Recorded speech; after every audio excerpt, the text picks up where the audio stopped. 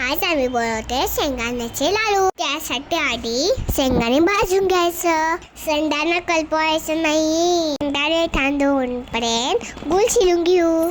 शेंगदाण्याचे लाडू खूप हेल्दी असतात, त्यामुळे तुम्ही पण नक्की बनवा. हेल्दी खा आणि हेल्दी ला. आता शेंगदाण्याची साल काढून घेऊ आणि मिक्सरमध्ये मोठं बारीक करू. जास्त बारीक करायचं नाही. त्यानंतर फ्लेवरसाठी थोडंसं जायफळ आणि वेलची साखर टाकून बारीक करून घेऊ. नंतर थोडे तेल आणि खसखस भाजून घेऊ. मिक्सरमध्ये ओतून घेऊ. त्या फ्रायमध्ये 1 चमचा तूप टाकलं. गूळ टाकून वेगळून घेतला. गूळ पातळ झाल्यावर शेंगदाण्याचे कूट टाकलं. छान मिक्स केलं. त्याचे लाडू वाढले. ते छान दिसतात ना. तुम्ही पण या खायला आणि लाईक करा.